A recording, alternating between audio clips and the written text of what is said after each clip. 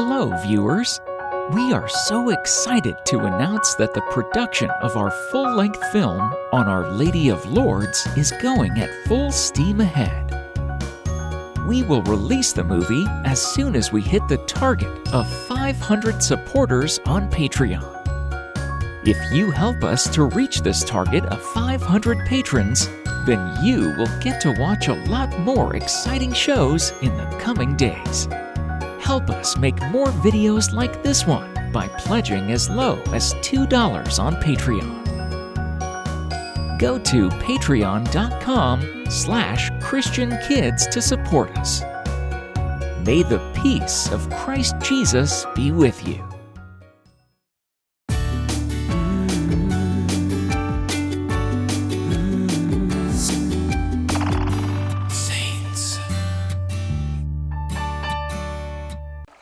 The name of Charles Borromeo is associated with reform. He lived during the time of the Protestant Reformation and had a hand in the reform of the whole church during the final years of the Council of Trent. Saint Charles Borromeo was born on October 2nd, 1538, at the Castle of Arona on Lake Maggiore near Milan. Many sources recount that the birth of the saint was announced by a brilliant light that appeared above the castle, illuminating the night from 2 in the morning, the time of his birth, until daybreak. His father was the Count of Arona, and his mother a member of the House of Medici. He was the second son of distinguished and wealthy parents who raised him in an extremely religious atmosphere. When he was 12, he was given tonsure, which is the cutting of hair on top of the head. This marked him for the priesthood, and he was educated with that goal in mind. Young Charles suffered from a speech impediment that made him appear slow to those who did not know him.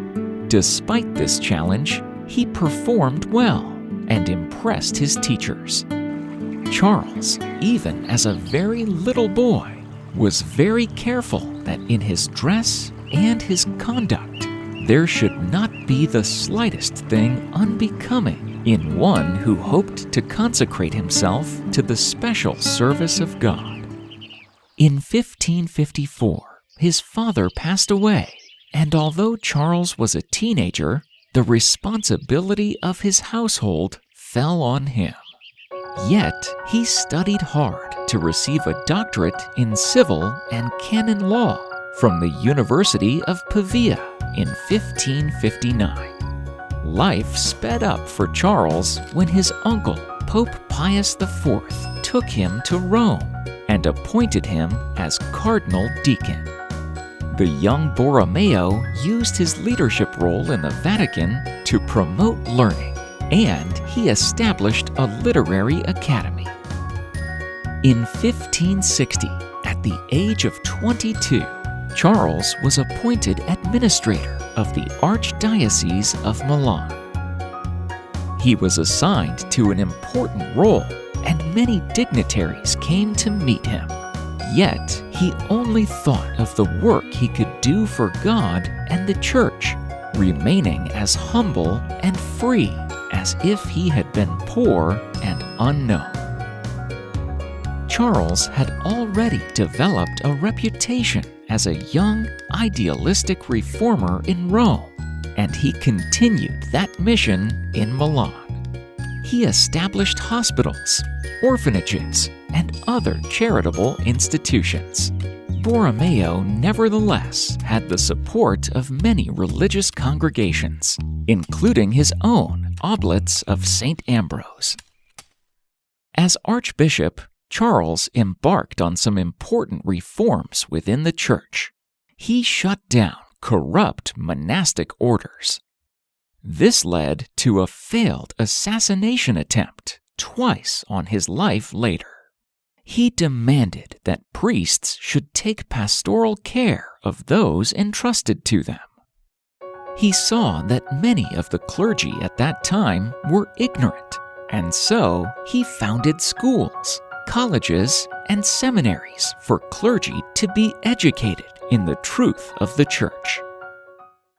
In 1562, his brother died, and his family urged him to leave the service of the church to preserve the family name. However, Borromeo refused. He became more insistent upon becoming a good bishop. Charles is a saint for our time because of his actions during the pandemic in Milan in the 1570s. In a pandemic not too dissimilar to the one we are facing now, Charles led his priests to care for the people of Milan. When the city officials ran away from danger, Charles ran towards it. He prepared himself for death, wrote his will, and went to the hospitals where cases were worst. In today's terms, St. Charles was most certainly a key worker. As a priest, he administered the sacraments to those who were dying. He gave the Eucharist to plague victims through their open windows. There's even a story of him climbing a mount of dead bodies to give the sacrament of the sick to a man dying at the top. He was a great reformer, and he spared no one, including himself, while imposing the strictest discipline for the order. The church had fallen into days of corruption, dishonesty, and immorality. This naturally raised up against him an army of enemies, and they teamed up together against the bishop. Soon, an assassin was hired to kill him. Late on a November afternoon, Charles was celebrating the evening service in his own chapel. He was on his knees at the altar. Behind him, the people were atoning in anthem. And the assassin fired multiple shots at the bishop. Somehow, none of the shots harmed him, and they were deflected. Only one managed to graze him slightly. It could only have been the wings of the angels which caused this miracle. When the people around him rushed to the assistance of their beloved father, he ordered them to their knees again, and with unshaken calm, he proceeded with the service.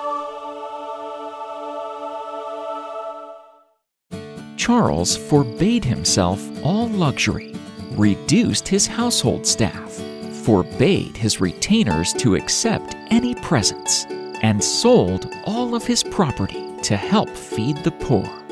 There was not a town or village to which he did not go. Everywhere he renewed the churches, preached, gave instructions, administered the holy sacraments, and exhorted all to lead a Christian life. Work and the heavy burdens of his high office began to affect Archbishop Borromeo's health. He fasted almost daily, and in the last years of his life, just on water and bread. During the 40 days fast, he even abstained from bread. Toward the end of October in the year 1584, Charles had been traveling to some outlying districts in the diocese. On the way home, he fell ill with a heavy fever and had to be brought back to Milan on a stretcher.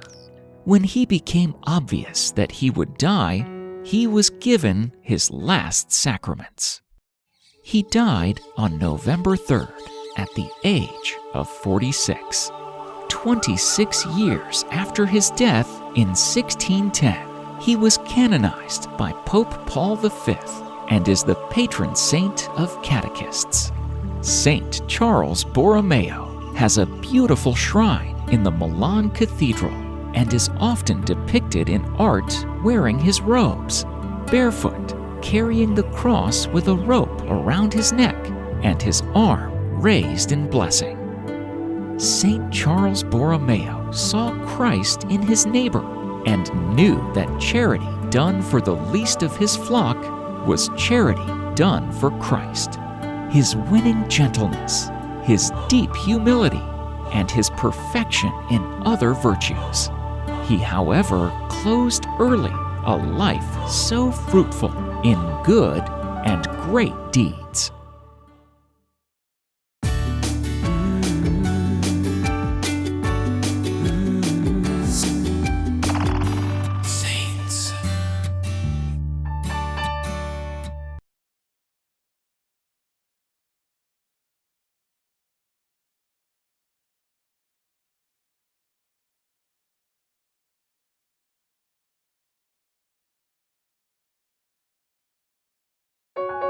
Hello, viewers!